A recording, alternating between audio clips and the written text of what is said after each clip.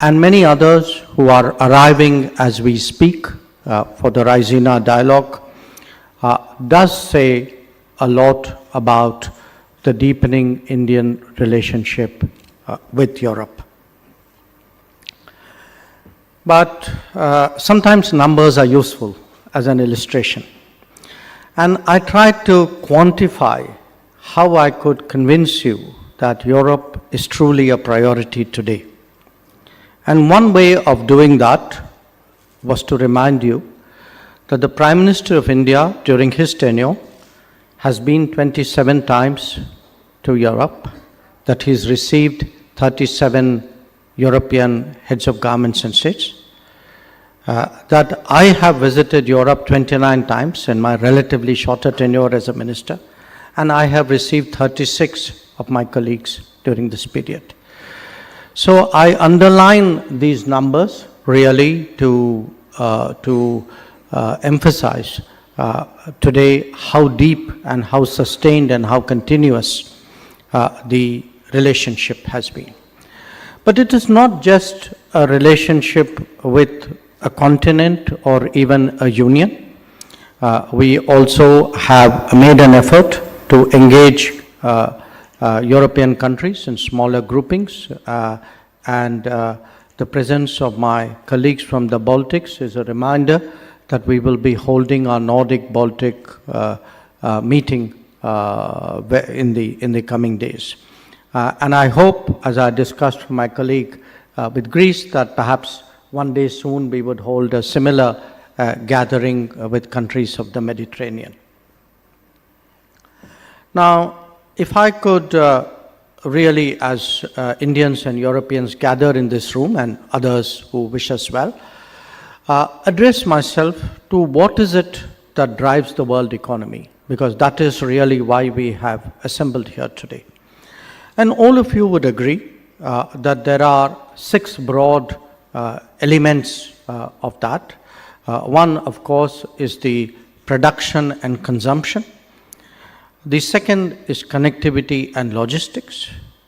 The third is technology. The fourth, increasingly realized today, is of demographics.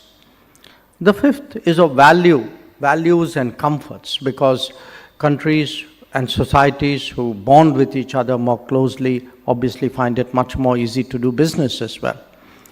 And finally, to the extent we create an architecture, a framework, it is much easier for us to do business and promote economic partnerships.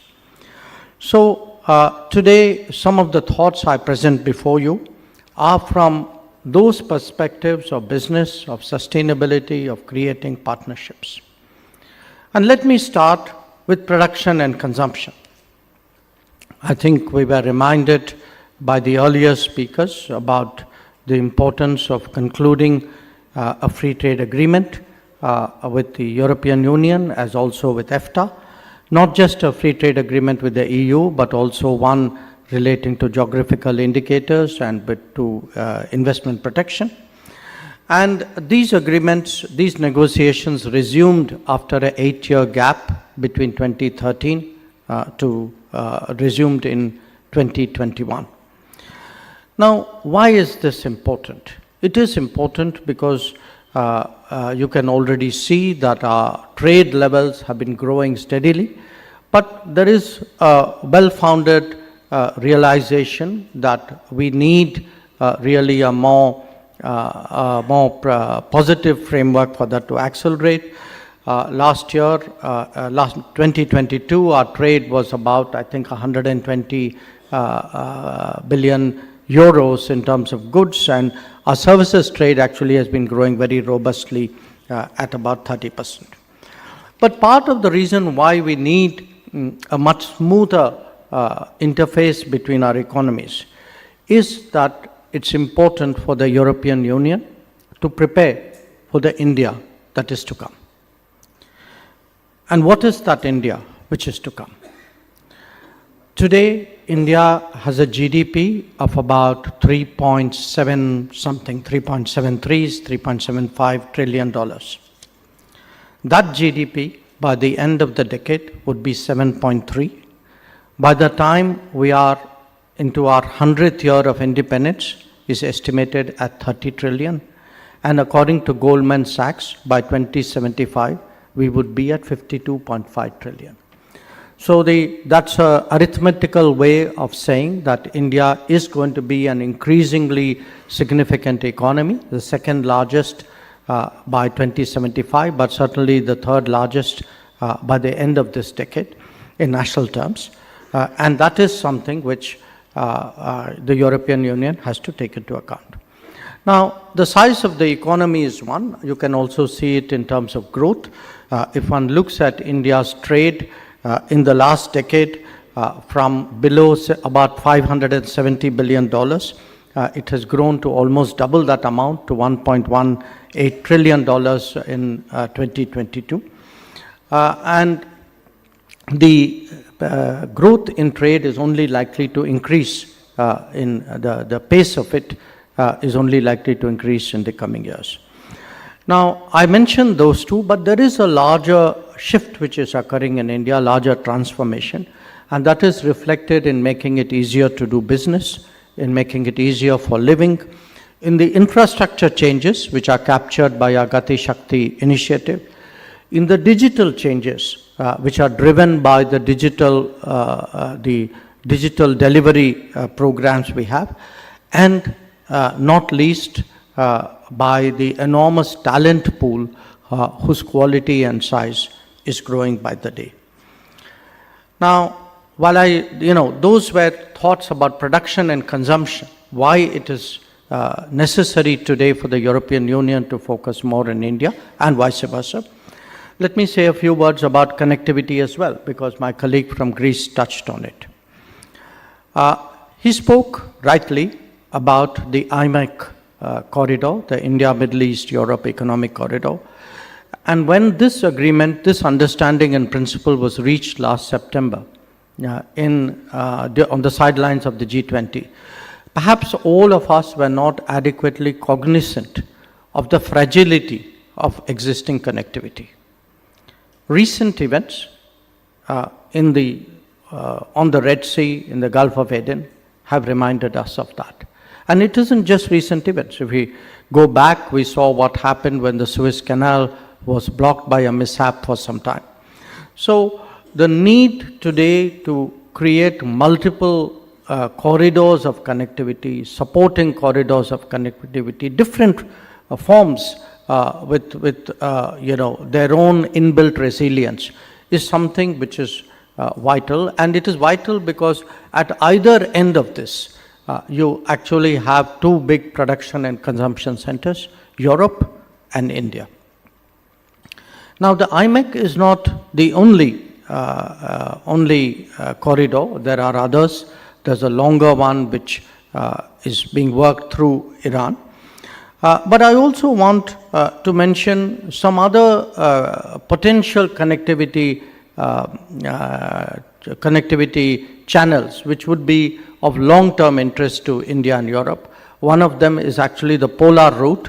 So climate change, I should remind our Latvian colleagues, sometimes can have some inadvertent benefits as well.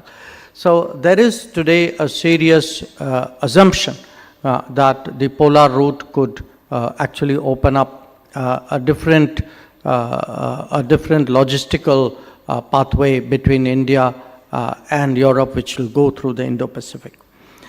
I must also share with our European friends that within South Asia, in this region, South Asia and beyond, there are again very big connectivity projects already under execution, and still bolder thoughts in the making. Between India and its immediate neighbors, Bangladesh, Nepal, Bhutan, we have seen actually in terms of roads, grid connections, waterways, a very big change which has come about. There is a much more arduous project, the trilateral highway. And in fact, if the IMEC connects India to Europe through the west, and the trilateral highway, when it is done, and we have challenges in Myanmar there, But when the trilateral highway is done, it would go all the way to the Vietnamese coast.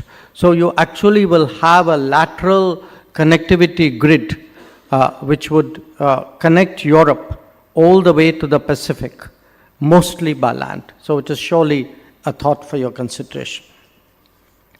Now on connectivity, I think we would particularly value working with Europe because it is important today that connectivity is collaborative, it is transparent, it is based on viable projects, it doesn't have hidden agendas, and by doing that, we will set before the world a model of how international cooperation on connectivity should work, and we hope that other countries will draw appropriate lessons from that model. Now, the other factor I mentioned was technology. And surely in a digital age, I think we all appreciate the importance of trust and transparency. This is the age of AI, it is the age of electric vehicles, it is of critical emerging technologies, of space, and really of smart cities and smart technologies. And we see this really reflected in our daily lives, in our, in the economic developments that surround us. And certainly in a lot of what we are doing, we believe today that there are opportunities for European companies. The smart cities and smart grids have already demonstrated that, but the decarbonization efforts which India is making, even this massive campaign which the Prime Minister announced for solar rooftops, a lot of these today hold possibilities for new areas of cooperation between us. But there are areas where we cannot be impervious to its security implications. We talk often of renewables, but perhaps we do not adequately focus on what the reliability of those renewables are. Similarly, we are in a digital age.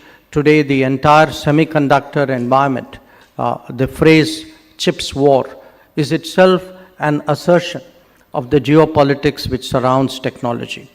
So it is natural today as key partners that we have a Trade and Technology Council. The EU has it only with the United States and India. We recognize the significance of that choice. I met Vice President Vestager in Munich, and certainly it is our intention to hold the next meeting of the TTC this year, hopefully sooner rather than later. A few words about demographics. I think today the skills and talent issue is something which is faced by businesses across the world. And a lot of what businesses try to do is to plug those gaps and ensure that they have the access which is necessary for continued growth. Now, we have in the last few years concluded a number of agreements on mobility with our European partners. And the plus point of these agreements are that, one, they promote legal movement, and two, they promote movement of certain skill sets. So it is something which fits in very neatly with the consumer requirement at the other end as well. And here I just want to share with people in business I would say almost the explosion which you see in India's talent capabilities. That if one looks just at the last decade, in the last decade, 7,000 new colleges have opened in India, which means 2 new colleges per day in the last decade. There have been 400 new universities, 8 new institutes of technology, 8 new institutes of management, 13 new institutes of medical sciences, what we call the All India Medical Sciences, 16 new institutes of information technology, and 74 institutions of national importance.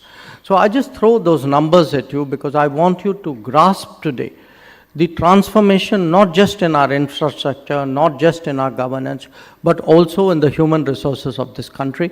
And the way we are heading into the digital age, into the knowledge economy, it is that human resource which will actually be the real connect between us.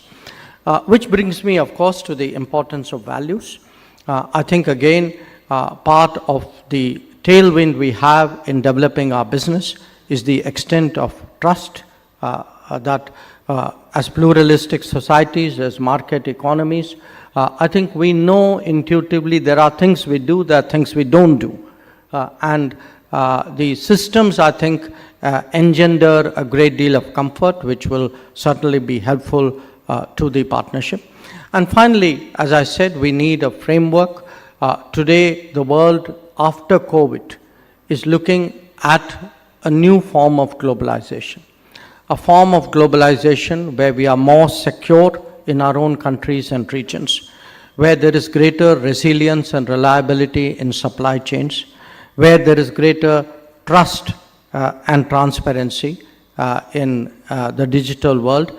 In a sense, I would say the economic description of that very multipolarity which my colleague from Greece referred to. So once again, let me thank you all today for the opportunity to speak to you. And I would like to end in a way with a comment on something which my Estonian colleague said. He said that, democracies work, and that's why we change governments. Believe me, in this country, we know when democracy really works, we re-elect governments. So I want to promise our European colleagues that there will be stability, there will be continuity, there will be more vision, there will be more change, there will be greater reform, and there will be certainly more business. Thank you once.